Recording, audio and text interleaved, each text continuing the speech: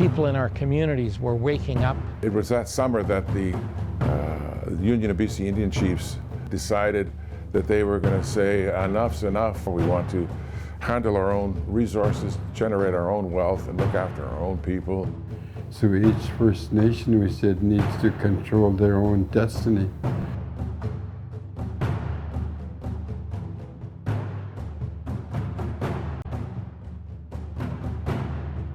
There were representatives from 19 countries that came to this World Council of Indigenous Peoples conference. The more we talked amongst each other, the more we realized we're all suffering from the same oppression.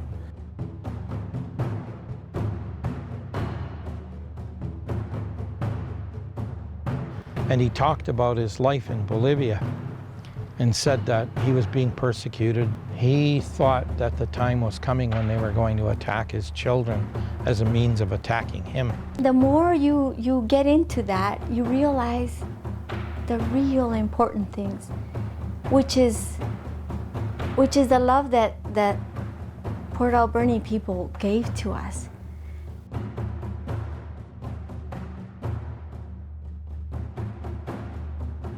The first story we saw was from the Latin American press out of Peru, saying CIA secret army invading Bolivia.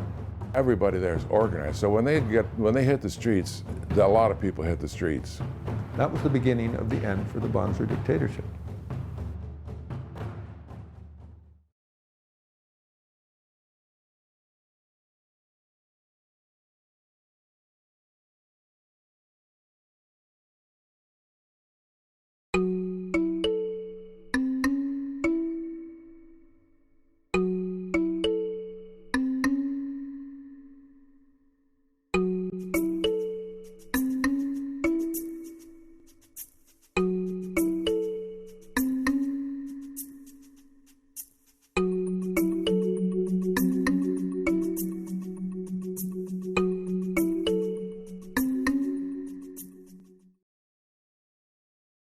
Yeah, my name is Yushnak.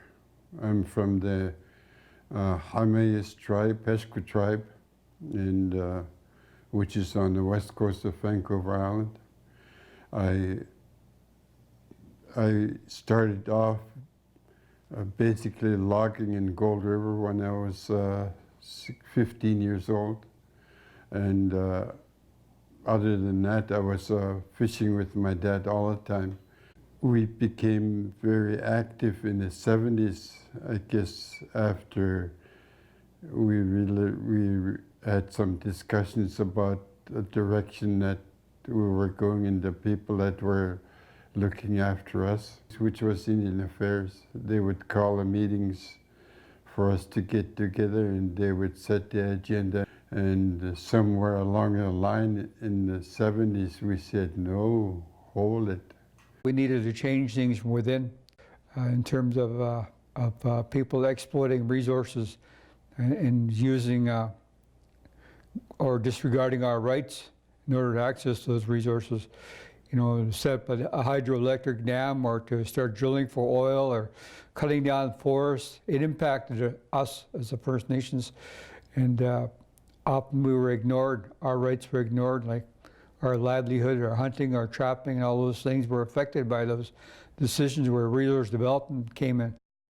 It seemed to me that there was a kind of elevating of the political discourse in our communities. It seemed that people in our communities were waking up, and the movement of the American blacks toward resisting what was being forced down their throats was affecting people all over the world. I was part of an organization called NARP, Native Alliance for Red Power. As time went on, we had meetings which were completely quietly organized and completely unpublicized with Black Panthers we brought up from the States to charge our members up with some political awareness and share some of their dreams, some of their goals.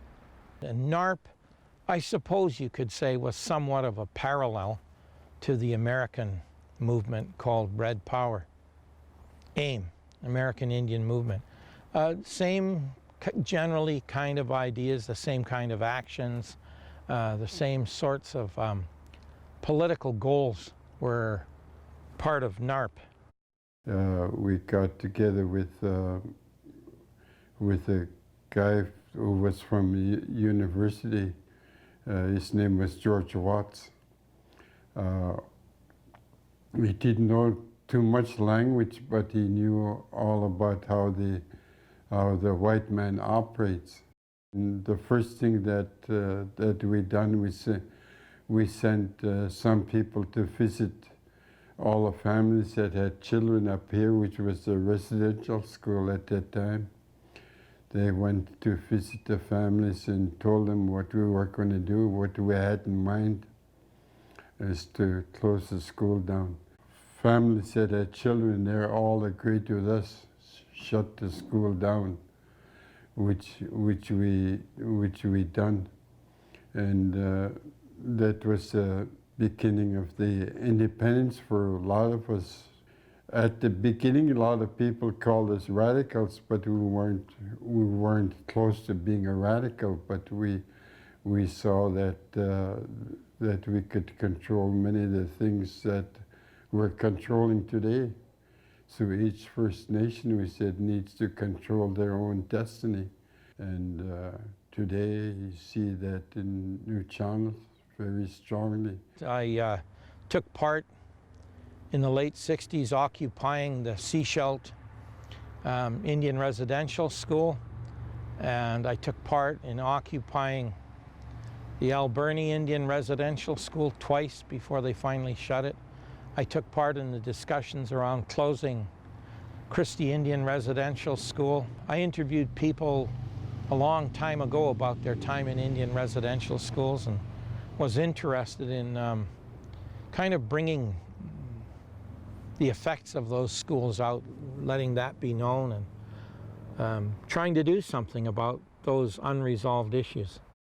My name is Denny DeRoche Sanchez. I was born in Coronado, California, and I emigrated to Canada in 1973 with my wife, Sarah. And it didn't take long for me to figure out that some of the most interesting social change stuff that was happening in Canada was happening in Aboriginal communities.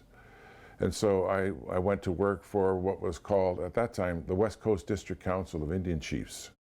I worked with them for about a year and a half, which brings us into 1975, some 42 years ago.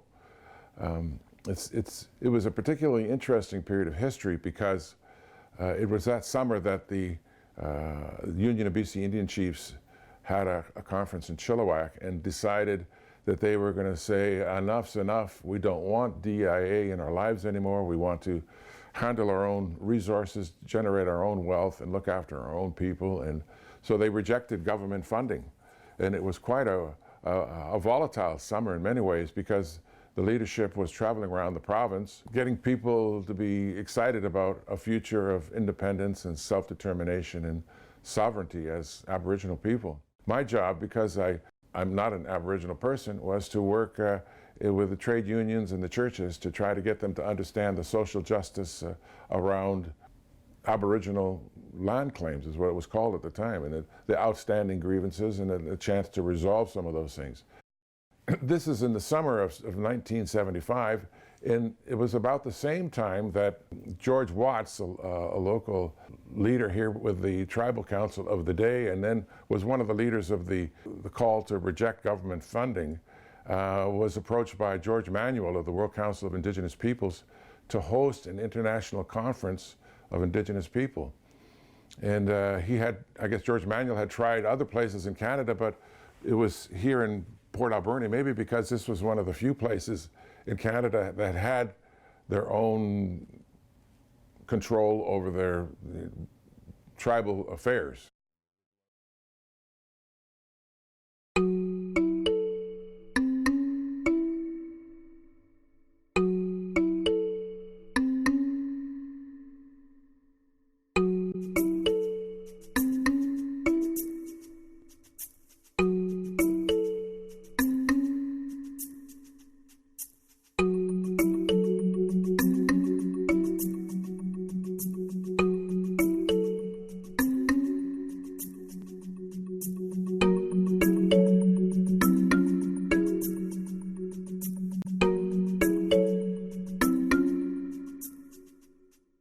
George Manuel was he was a funny guy. He looked like someone you could expect would get up in the morning and get on a crummy and go logging, or who would lift bales of hay on a farm or something. But he was a smart guy, and he thought intensely and brilliantly about issues that were affecting our people, and was able to say that we should work with people, native people from other parts of the world, and try to create a kind of, I guess as it were, a First Nations, United Nations. I thought that was a far-ranging vision he had. I had already spent the summer traveling around with George and others promoting the land claims. George asked me to help with the conference. My job was to get the old residential school up to speed. So the first thing we had to do is learn, make sure that the boilers were still functioning, because we knew the meeting was going to be in November of 1975, and people didn't want to be cold, and that was a cold building. I worked at that conference, which was held at Matmos, the old Indian residential school site, Alberni Indian residential school site, and some people stayed in the old main building in the dorms there. I was working, doing security work. There were representatives from 19 countries that came to this World Council of Indigenous Peoples conference, including people from Argentina, Peru, Colombia, Venezuela, the Scandinavian countries, the Sami from Norway, Finland, Sweden. There were Maori from New Zealand. There were Aboriginal people from Australia. Yeah, I remember meeting lots of people from different parts of the world. There was a gentleman, Hans Ragnar Matisse, who I remember. He was Sami. He did stone lithographs that were just incredibly beautiful of his country. The more we talked amongst each other, the more we realized we were all suffering from the same oppression. People were coming in to go after the resources that we relied on to support our communities, whether it be the Sami people or the South America First Nations people or North America First Nations people. The thing was all the same. People wanted to access the resources to stimulate their economies. They all saw us as being in the way, and they did their best to get us out of the way, whether it be through legislation or residential schools or outright killing, murders. I remember people from South America that were afraid for their lives because they were afraid they would be home and go home and be assassinated simply because they spoke up and talked about what was going on, whether it be mines or oil companies, whatever the case may be. And so those kind of things really became obvious to us and made us realize that there's a lot of common ground here. We need to work together, probably through the United Nations, and that's where this whole idea of the World Council of Indigenous People was born.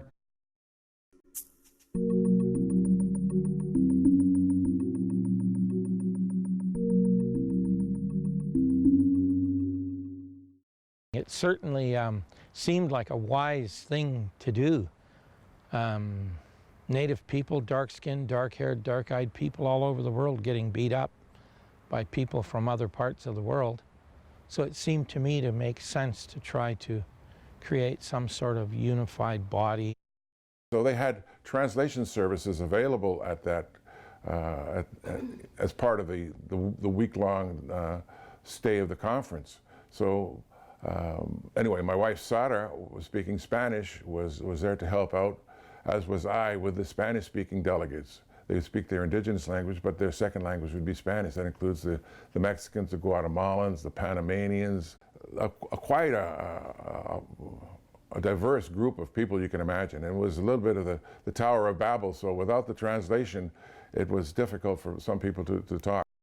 We did, as women do, we cooked for the events, we participated in disseminating the word, doing, talking to people, inviting them to the activities that we did. And when it came time to the conference, I was working full time at the hospital at that time, and it was really hard because I would go work 7 to 3. Let's say my shift would be 7 to 3, and then I would go to the conference and do translation until 1 or 2 in the morning. Because people wanted not only translation for the political work, but for the social work, you know, for the social interaction. So, and there was music and all kinds of things happening. It was exciting to be there. It was just such an amazing, you know, you almost pinch yourself, people from so many different places and that look so different, and yet they're all indigenous, you know. So we got involved in that, and speaking Spanish has always been very, very pivotal in my life. I mean, it's my first language, but I learned English as a second language, and so I've always been able to go from one to the other. We became very close with the Bolivian leadership. There were 3 representatives from Bolivia, and it was because of our ability to speak the language and connect people from here, the nuu-chah-nulth people here, with the Bolivians, that we connected with one of the members of the group, a man by the name of Constantino Lima, who met with George Watts and some of the other local leadership here around maintaining a relationship after the conference was over. So to meet somebody from Bolivia, I know myself, to meet Constantino Lima and know that this little Aymara man was a brilliant guy. He was a very, very smart guy. He thought about every word that came out of his face, and I was very impressed meeting him. When I first met him, I was in awe of this little guy. I mean, like he stood almost a whole head shorter than me, but he had a presence that was awesome. He really knew his people, and that was something that always impresses me. He knew what he was talking about when he talked about the Aymara. He had a little drawing in a notebook about what the flag of the country should be like, and that's the flag that Evo Morales flies now.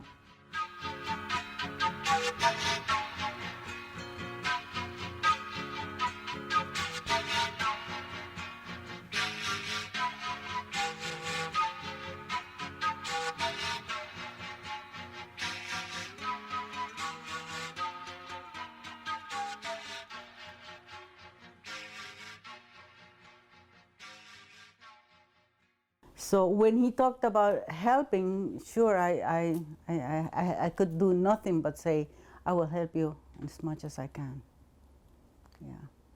And when you read back into the story of Constantino as a student leader and everything he did and the level of oppression and exclusion and the first person to go into the university as an indigenous person, it's an incredible story. And the role he played in helping people start to feel proud again about their indigenous heritage, that is all absolutely remarkable. In his heart, he had something that he always expressed, that it was like an impulse, that he wanted to do big things. Not that he was trying to impress anybody, he just needed to do something. He didn't want to just stay and let his people be rejected and mocked at. And he did make changes. I think they were more spiritual changes, if that would be the right way to describe it, because his goal in life was to somehow get the natives to believe in themselves again. And I think he got that. In the midst of the World Council of Indigenous People Conference, an acquaintance of mine, I'd met him not long before, American guy called Denny DeRocher, approached me and he said, there's a guy I'd like you to meet. His name's Constantino Lima, and he wants to talk to you about a problem he's got. So one night we sat down alone. There was Constantino, Denny's wife Sara, myself, and he talked about his life in Bolivia and said that he was being persecuted, being chased. He'd been in prison. They'd broken bones. They'd, you know, beat him mercilessly for his political views. And he thought that the time was coming when they were going to attack his children as a means of attacking him, putting him out of commission. And is there any way that I could assist by coming to Bolivia to pick up his daughters? One of the things he asked George Watts at the time was, would it be possible at all for his daughters to come to Canada? He was quite concerned that for their well-being, that they'd be able to come to a safe place where he knew he could trust that they would be, you know, getting an education and that they wouldn't in any way be used against him, you know, as, you know, some sort of leverage by the government of the day. Of course, the government of the day was the dictatorship of Hugo Banzer.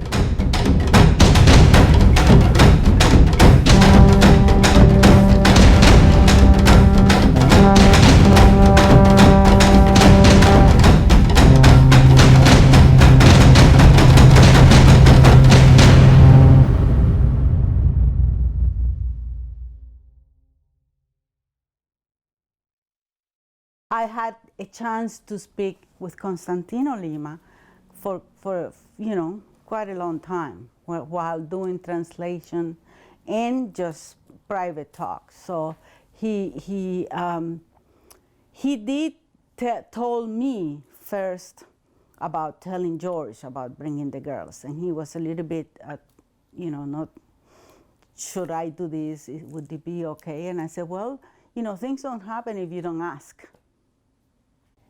We did agree at that point, after the conference, by way of follow-up, was that we would create a small group of people here who participated, mainly people who were members of the family of George Watts, his cousin Darlene Watts, Richard Watts, Ron Hamilton. There were also some non-Aboriginal people, including Terry White, who wanted to be a part of maintaining a relationship between the Aymara people of Bolivia and the nuu-chah-nulth people here in Port Alberni.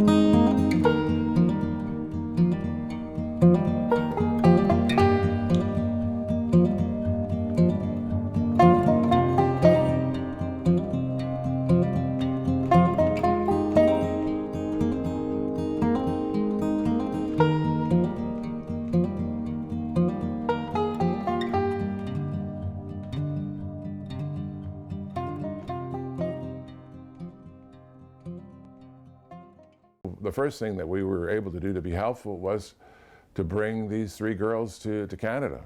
So Ron Hamilton and I were selected by the Aymara Society to go down in 1976 to go to Bolivia at the invitation of Constantino Lima and spend some time with him in Bolivia and bring the girls back.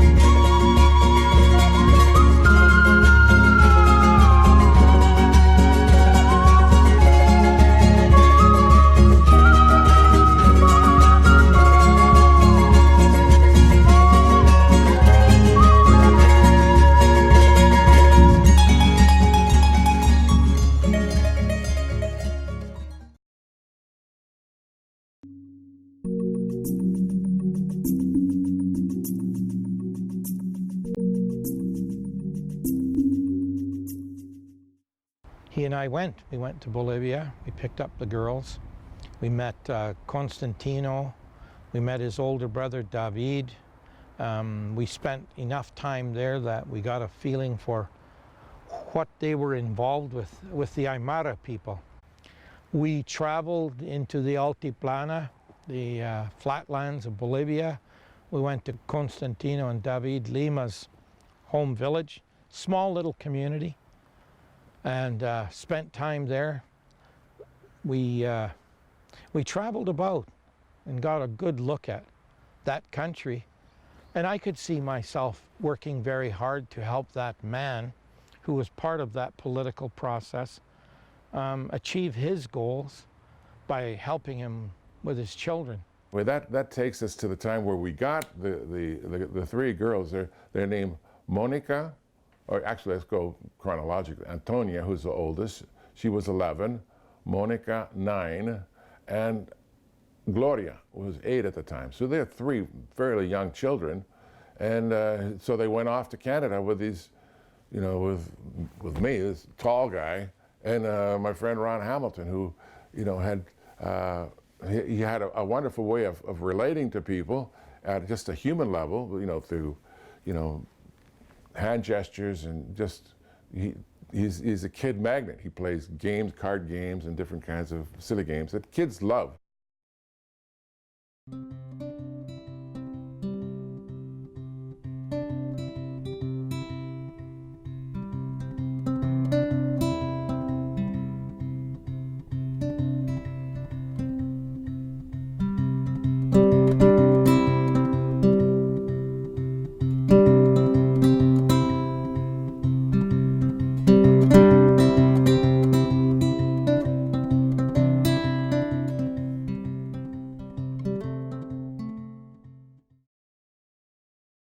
My name is Monica Lima, now de Lara, used to be Lima Portillo. I live in Virginia, very close to Washington, USA, maybe 41 years ago. And it was, I used to be living back in Bolivia, in La Paz, with my dad and my 2 sisters. It was 1976. I was 10, Gloria was 8, and Antonieta was, wait, was she 12? Yeah, she was 12. One day, Dad decided that we were coming to Canada, and Denny DeRocher and Ron Hamilton came to our house. So, well, it's hard to describe. People in the town or in the city were just like me, so we weren't used to seeing strangers, and especially the height of Denny. He was like 6-something, and Ron too, and he had very long hair, so pretty much it was a sight for us. For us, it was like, who are they? Where did they come from? We've never seen anybody like them. So we actually ran away from them. For some reason, Denny was easy to trust. He was constantly trying to speak Spanish to us. And we loved the way he was speaking Spanish because he had a lot of accent at that time. I think it was the first time he was trying to speak as much Spanish, and we enjoyed just listening to him because he was trying to figure out words and communicate with us. I remember very much meeting them. I remember how they were dressed. I remembered the way they were incredibly close, these 3 little ladies. They were very close, and it was clear that their oldest sister, Antonieta, was the boss of the 3 girls. It was also clear to me that a very, very good brain sat in the skull of Monica. Very smart young lady, very smart. And that Gloria, the youngest, was all about play, and she seemed to be happier than the other 2 for whatever reason. He would keep us playing little games with his hands that we can never forget, that used to distract us and keep us away from reality. I think that we were just going, and we didn't even notice that things were happening.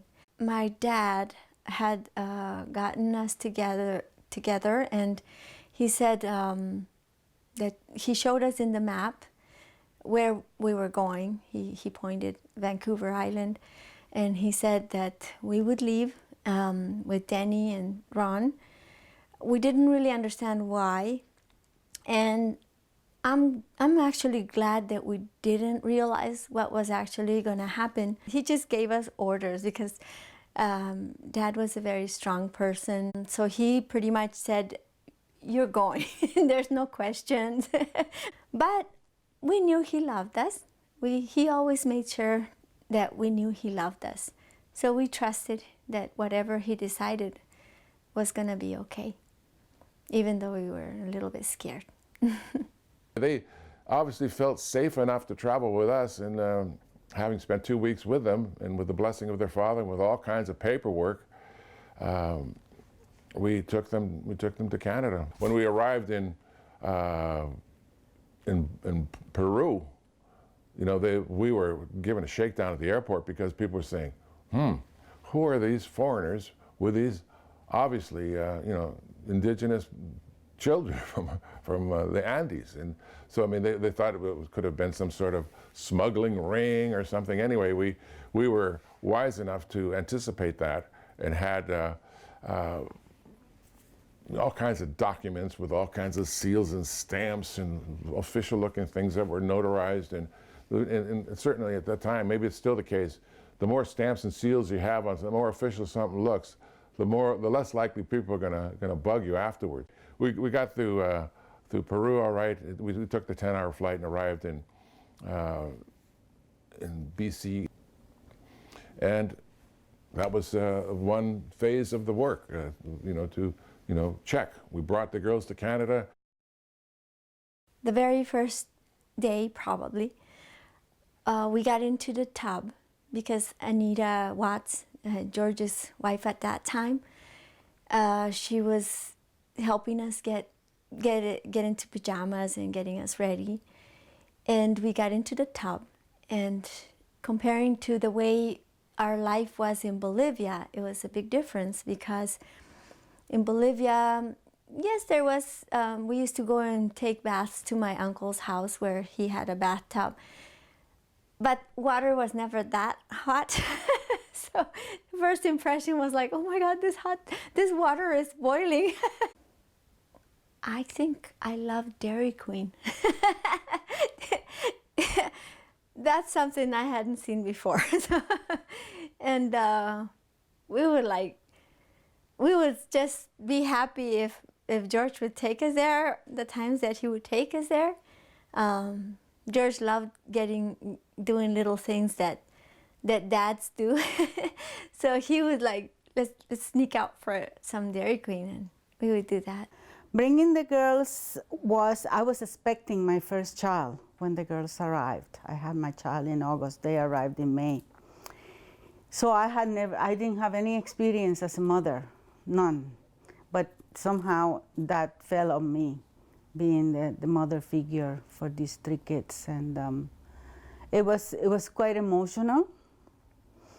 And they were, starving for love and attention. And so they got it from all of us, really, from all the places where they stayed, and we got them involved in all kinds of things. Besides, they are so intelligent human beings.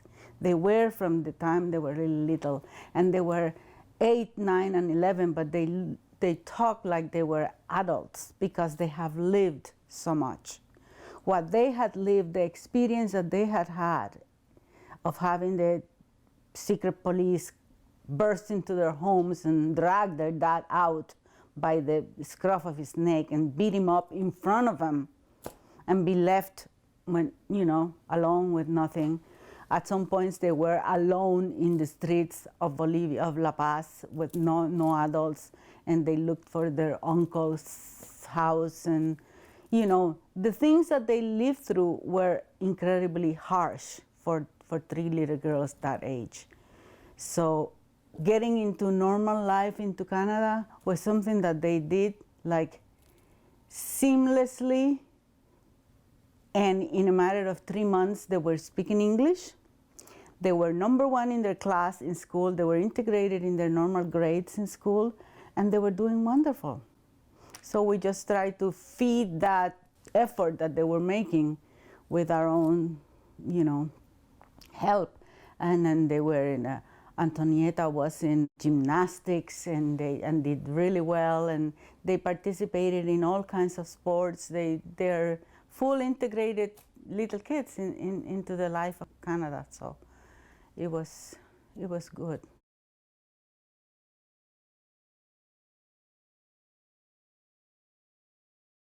One of the things that Constantino asked me, if the girls get to Canada, would you be responsible of keeping up their Spanish?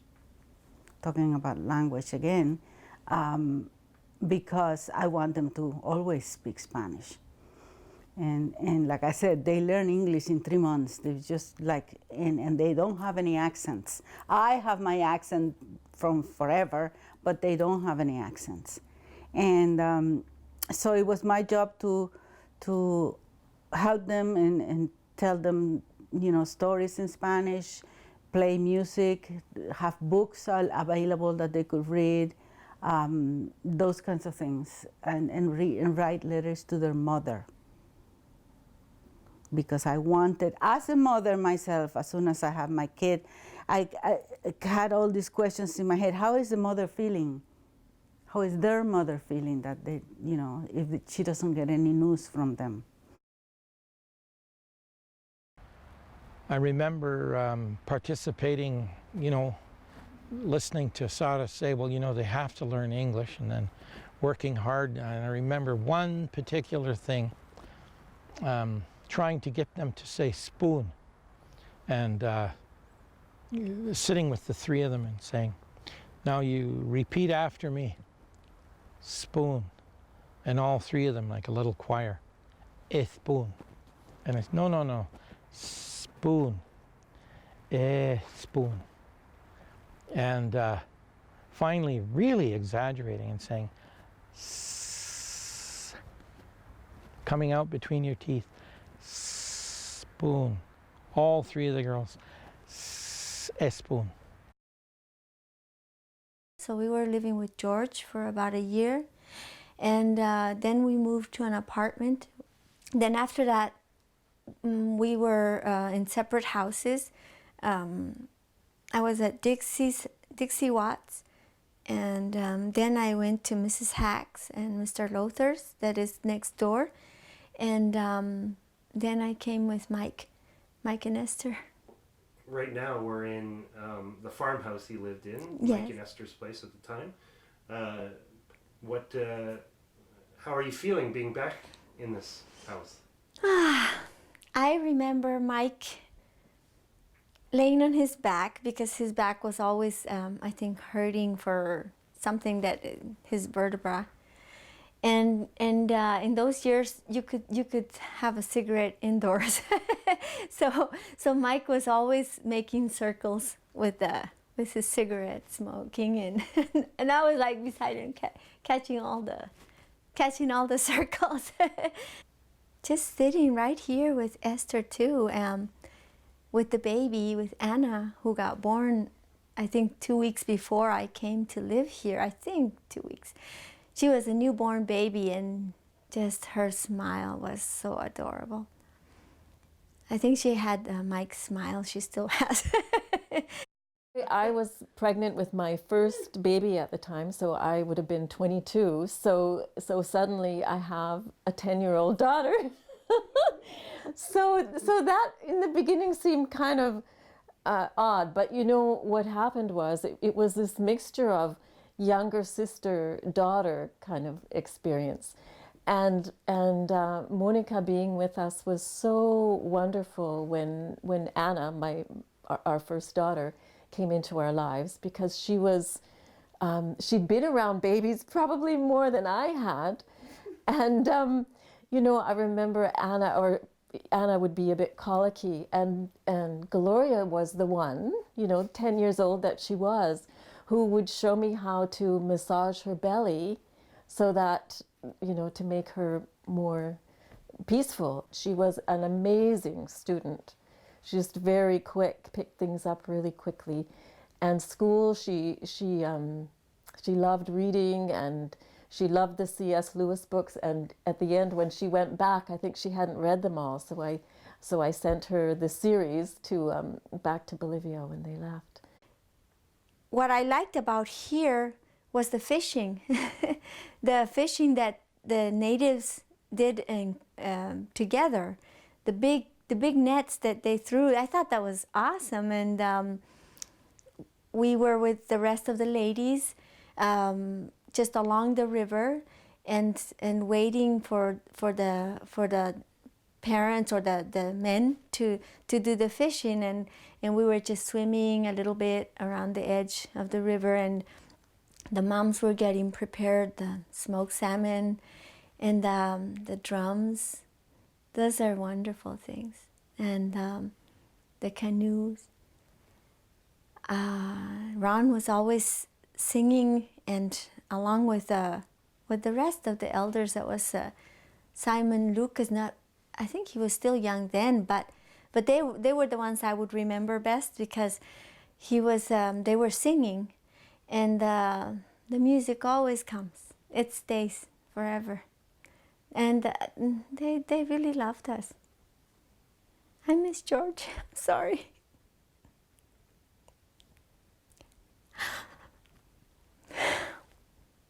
I'm sorry. I miss George.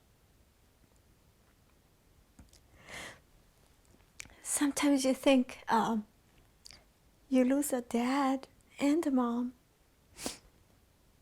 And so who's gonna fill that space, right? I was very lucky. There was George, there was Danny, there was Mike, and Ron. They were just all trying so hard. It was a good experience to be here. It's the best. I can't complain of anything. I just had all this love waiting and trying to keep us happy. Yeah.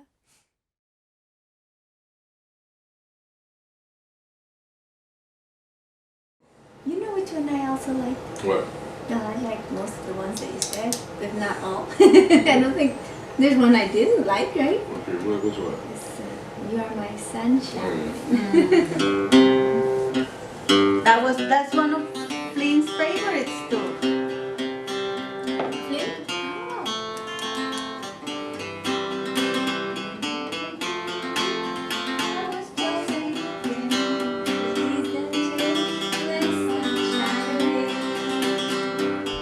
Now from the rest, I don't know. The rest of the song is really sad. The chorus is happy, but it's about this. She leaves the guy, and he's sad he's gonna jump in the lake and kill himself or something. But it's about, but you are my sunshine. You make me happy with skies of rain. You never know, dear, how much I love you.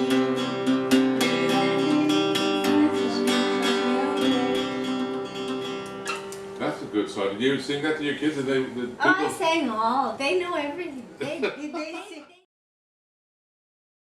We were pretty careful back in those days because we didn't want the girls getting any kind of trouble, and back in the country where we understood their lives might be threatened.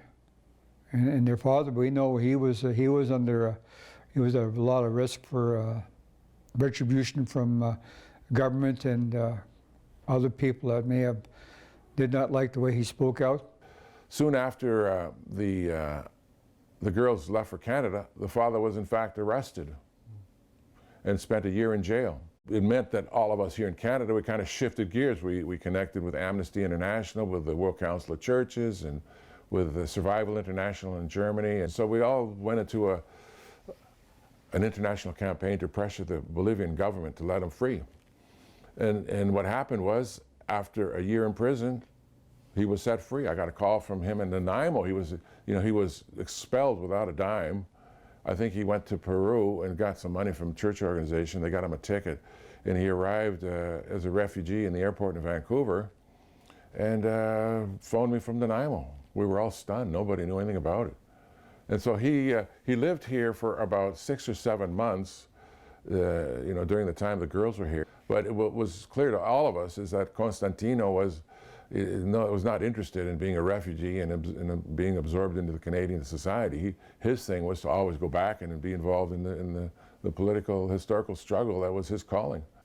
And then there was a political opening in Bolivia because there was a change in governments and something of an amnesty. So people like Constantino, who had been exiled, were welcomed back home. So he went back home and he carried on his work with a large measure of impunity from, and not having to fear from the government. So with him gone, it created a bit of a logistical and legal problem for us here in Canada who were supporting the girls, as they came under his refugee claim. And so with him back in the country, they had no legal status here in the country. And there was no way for us to, to legalize that by either through adoption or anything. But what happened is, in the end, we said, okay, we did our historical duty, and we had them for 2.5 years, and sad as it is, it's time for them to go home. Before they left, because we were left sort of hanging, and we were getting calls from the Department of Immigration, where is this kid's parents? How come they're with you and you're not, and the parents are not here? And so that means that they're illegally here. And we kept on getting more and more of those calls. And so that's when the movement to take them back. But before that, I talked with Constantino on the phone and asked them, if you want them to stay, I could adopt them. But he didn't want that. He didn't want adoption.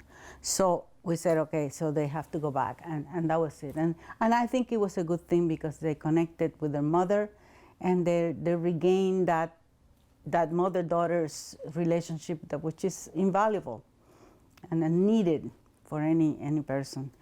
Anyway, so when they left, of course, they left a big hole in our lives. I can remember one day where Mike and Esther, Sarita, and Denny got together here.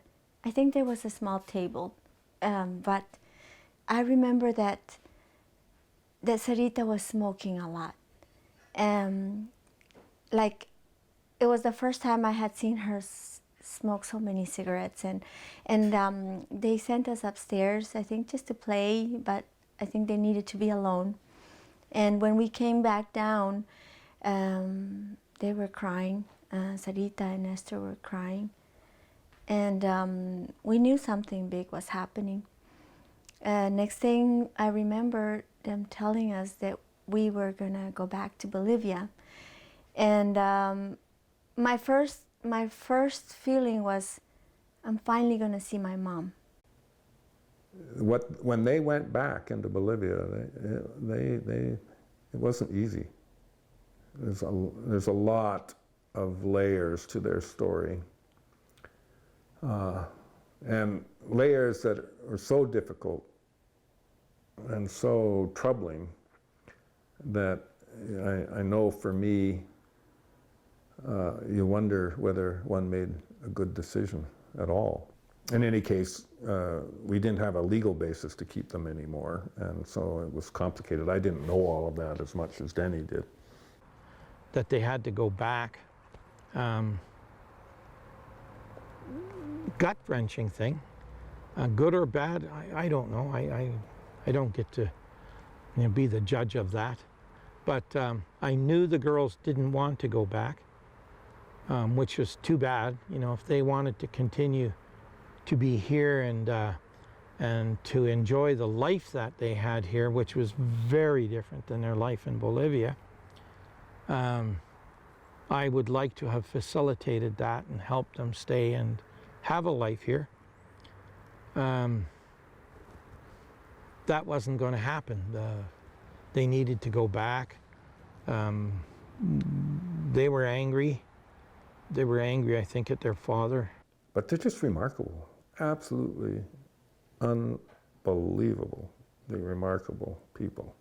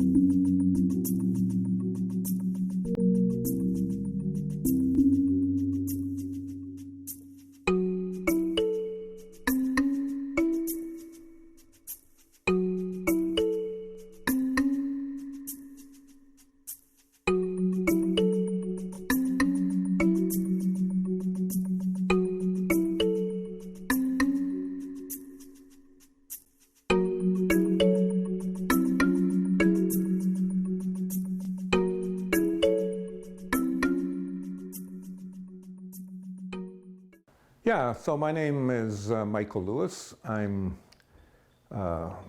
came to Port Alberni in 1972.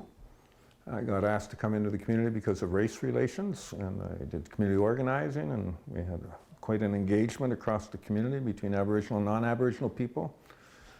And then they asked me to stay, and the next thing I knew is that under the leadership of George Watts, who was chairman of what then was the West Coast District Council of Indian Chiefs, they occupied the offices of Indian Affairs here federally and asked them to leave town because they were fed up. And I subsequently became their first executive director of what now is known as the nuu-chah-nulth Tribal Council. In any case, that was my introduction to Port Alberni, and I went back to Calgary. I did some more university. I then got involved again on the provincial level around native land rights and organizing. George Watts was then on the executive of the BC Council of Indian Chiefs.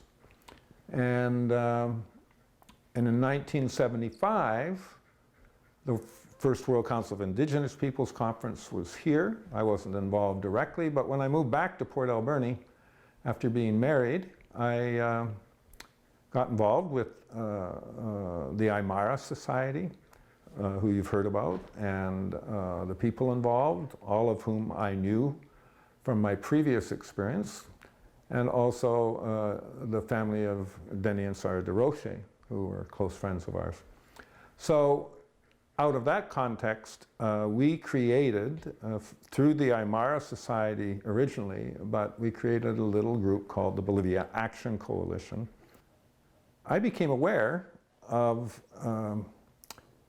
a relocation, a proposed relocation of white South Africans and Rhodesians, now Zimbabwe, to Bolivia.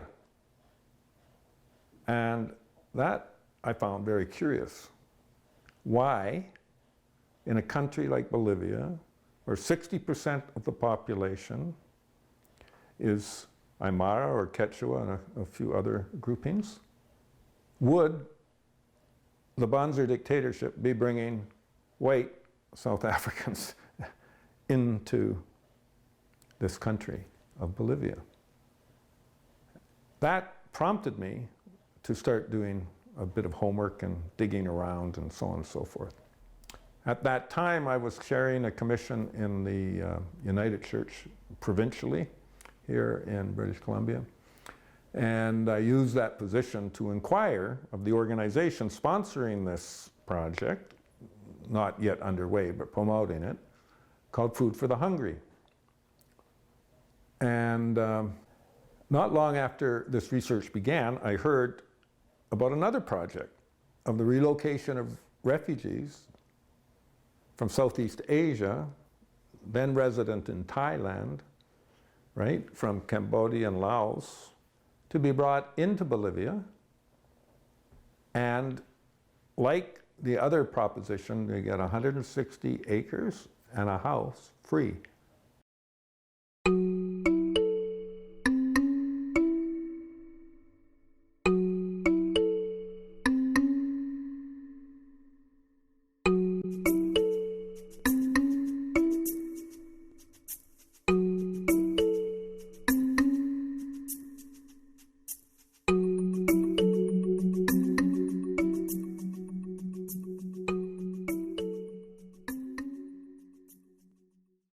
The basic injustice of it from the perspective of Indigenous people would be that, you know, there'd been a peasants movement that land reform associated with access, and peasants' movement was an indigenous movement. It was focused on the land, and it was focused on food, and focused on rights that had been denied.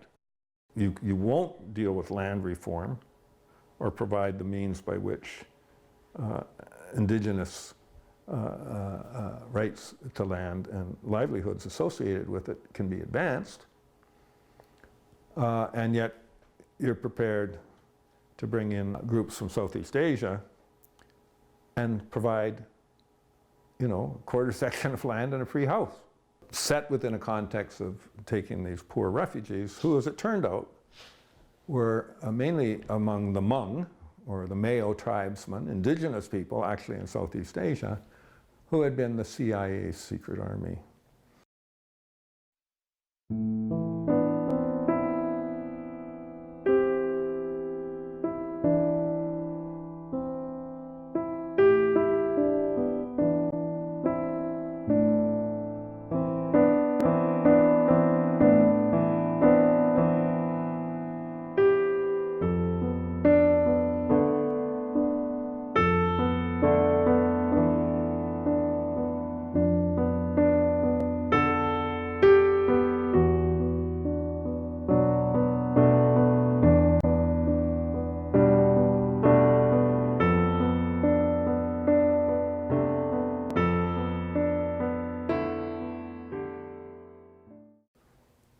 So I used my position in the church to kind of do a little bit of subterfuge and write to Food for the Hungry, saying I'd heard about this wonderful project, and it was remarkable, that this kind of initiative was being taken, and that we were having some challenges within the United Church because of their various stances on particular issues that were interpreted by our constituency as being overly political. And I said I'd really like to find out more about this project because it's something that we could probably put in front of some of our people that could be an alternative for them. In any case, they fell for that, and they sent me a docket of material about 1.5 inches thick that was full of all kinds of detail of what they were proposing.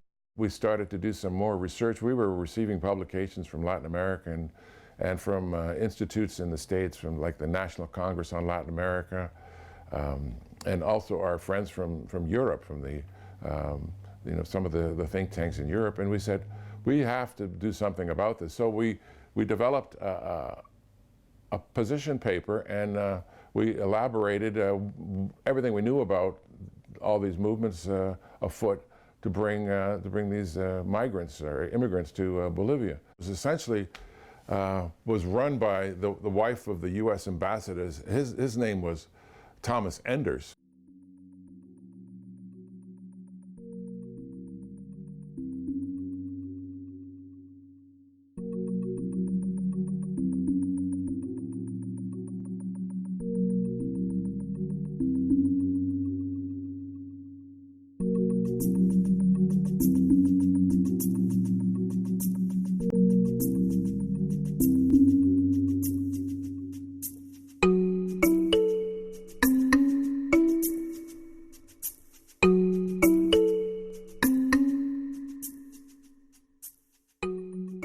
It was Food for the Hungry International, which purpose was to bring the people, among tribesmen from refugee camps in Thailand to Bolivia. And what Mike did, because he's got the ability to write in many different styles, well, he wrote in a churchy style. And he wrote to the the organization called Food for the Hungry International, saying, hey, we're a church group here in Canada. We want to support your wonderful work that you're doing to help in humanitarian work. And so the people from Food for the Hungry International sent him all the whole history of the thing, the whole plan. And I was amazed that he got all that stuff. All that stuff went into the report that Mike wrote. There was another organization that was involved in this, another a really shady organization, and it's called the Summer Institute of Linguistics, that works in Bolivia. Ostensibly, they are legitimate linguists, but their purpose, of course, is to translate the Bible into these obscure languages and presumably bring the Bible to these heathens. But we knew better because they'd gone into places, and when they left, the leadership of these particular indigenous groups were saying to the mining companies and to the oil companies, yeah, come and exploit our land with enthusiasm. That seemed to have been the purpose of that all along. And I started to be able to piece together a story.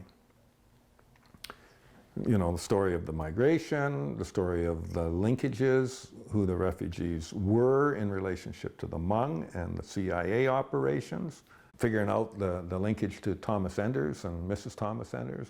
All of these pieces I wove together into a paper and then started to get in touch with people. I got in touch with people in Montreal, Toronto, New York, Washington, D.C., people who I felt would be able to potentially use the material.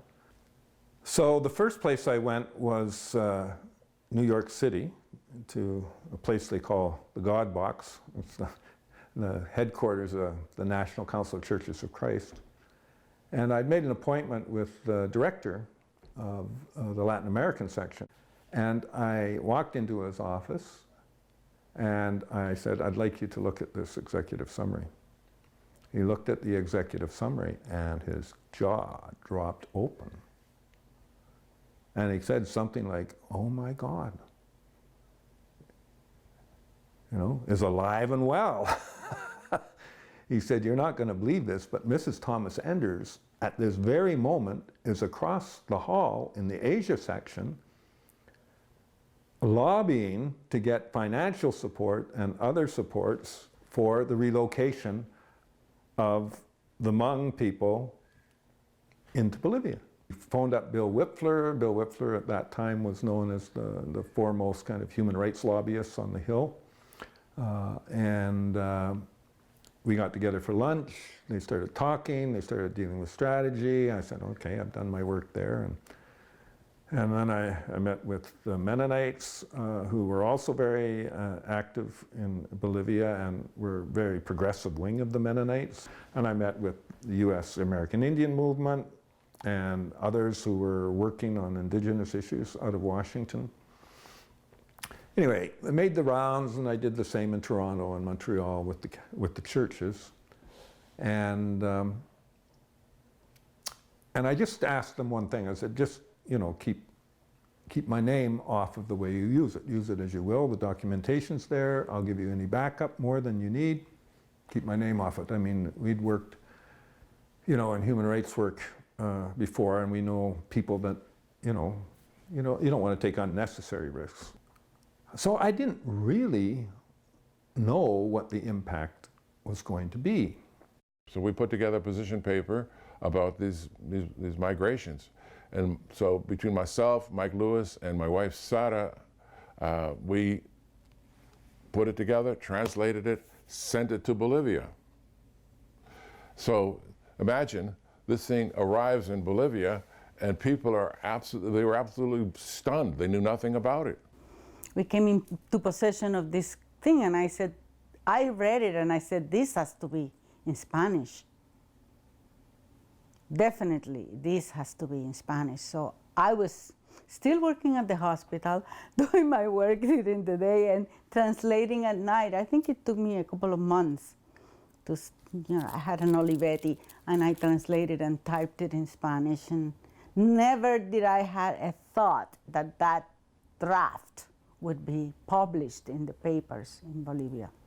Immediately went to activists around the country, and there was, as we understand, and we found out later, it created quite a sensation in the country and was picked up by the national newspaper, and people were in the streets marching and protesting. So then what happened was we started, because we had an office here for the business that I operated, and Denny had a space in there, and we had all this stuff coming in week on, week out, Latin American political reports, commodity reports, et cetera, from different groups. And we started to see press clippings start to emerge. And it ended up, the first story we saw was from the Latin American press out of Peru, saying CIA secret army invading Bolivia. So that was wild. I mean, how we didn't send, I don't even remember if we sent it to the Latin American press, but it got to them. And it got into all kinds of vehicles in, newspapers and so on in the United States. So it got a profile. And we'd sent it as well to the Methodist bishop, who was an Aymara, First Indigenous people person, and to the Catholic Justice and Peace Commission, which was a key resistance point, to the dictatorship, and also, an advocate for human rights inside Bolivia.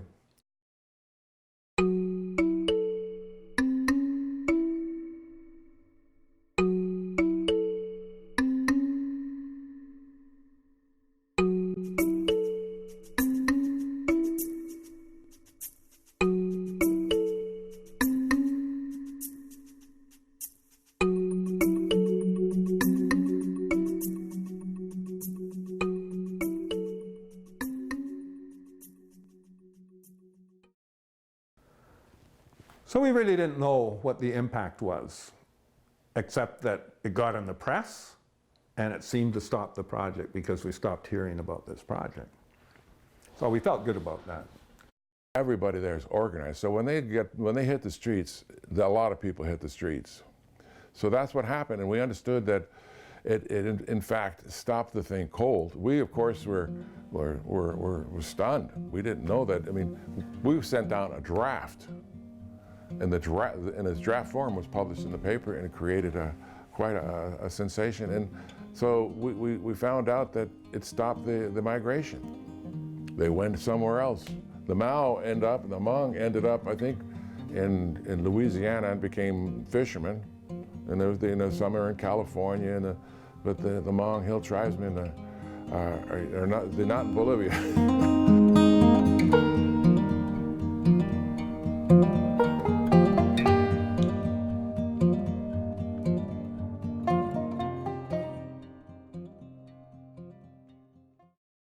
At that time, there was hunger strikes, there was 44 different political parties, everybody was fractured, but as this word got out, it became a means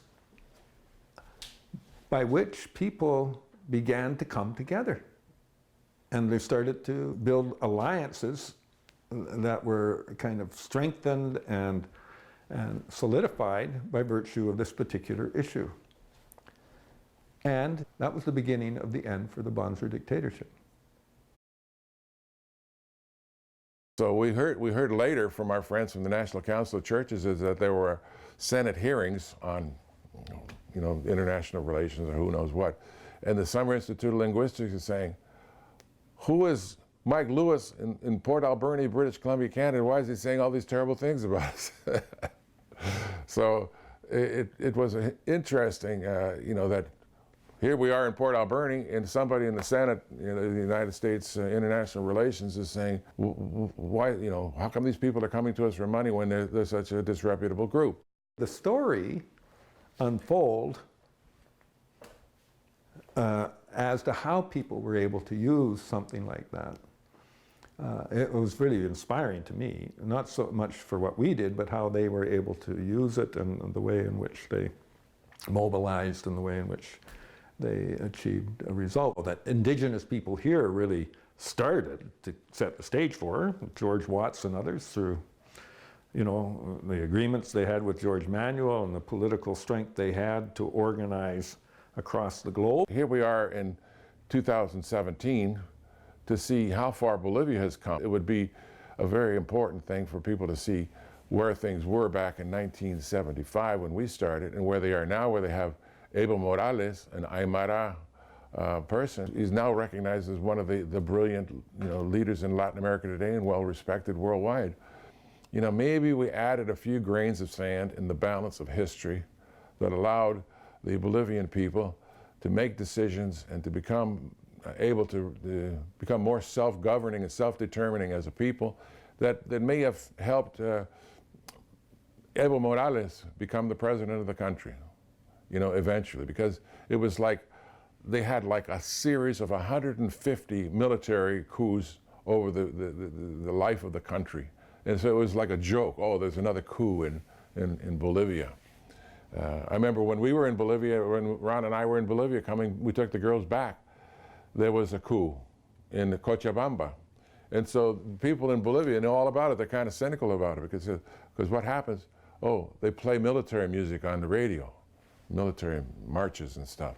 So when you turn on the radio to get news, all you hear is military marches. Oh, another coup. So you know what the Bolivians call it? La musiquita, the little music. So as soon as everybody said, oh, another coup. But there haven't been coups in Bolivia in recent memory. And you can say that the advances they have made economically and culturally and just as respect for Aboriginal people in Bolivia, the things have changed dramatically. So anyway, that's what I'm proud to have been a little part of that. I added my grains of sand into the balance. There's a song in Spanish that says, La vida te da sorpresas, life gives you surprises. Well, yes, big ones sometimes.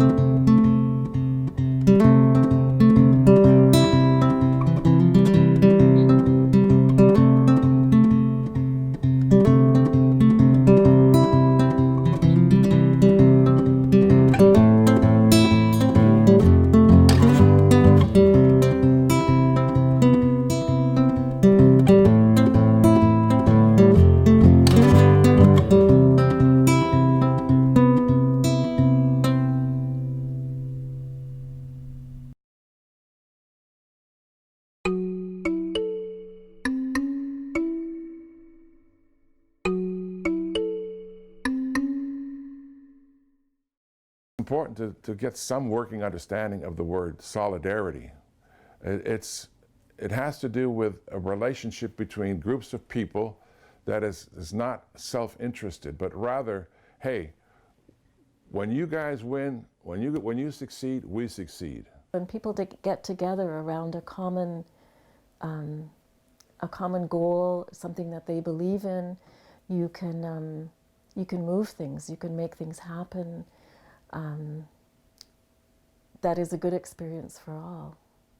I'm just going to keep moving on and encouraging our kids. We need you. We need you in our community. We need you in the world to show the world that we're quite capable. Like Martin Luther King said, you know, we're here. I've been to the mountain. I've seen the other side. Where man was judged on his ability, not the color of his skin. You know, that's where we need to be. We went from just the friendship and just the helping out at a family level to a level of solidarity to the point where we were able to affect I think some historical change. The work that's important for nuu-chah-nulth is number one. So anytime that we're together, if there's some problem that's happening, we call it Tseshaht. We're from one. Tseshaht nish yatsuk. Let's walk together as one.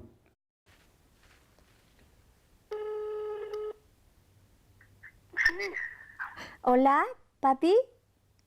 Sí. Papi, ¿cómo estás? Ahí estamos, Gloria, ¿no? No, papito, soy Mónica. ¿Cómo estás, papi? Ah, Mónica. Sí, papá Constantino.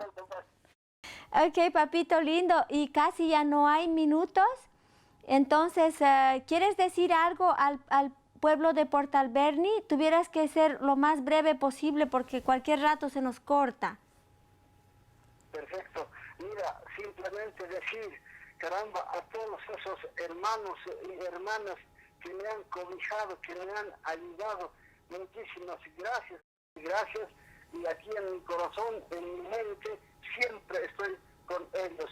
Diles eso, por favor, a esa gente, y que también ellos me han ayudado para la medicina en el hospital. Este señor doctor Webster, que me ha atendido, todo el equipo han hecho muy bien. Yo estoy muy feliz, muy contento con toda la gente que me han ayudado todo ese tiempo. Muchísimas gracias. Ha dicho, le vas a decir, hermano.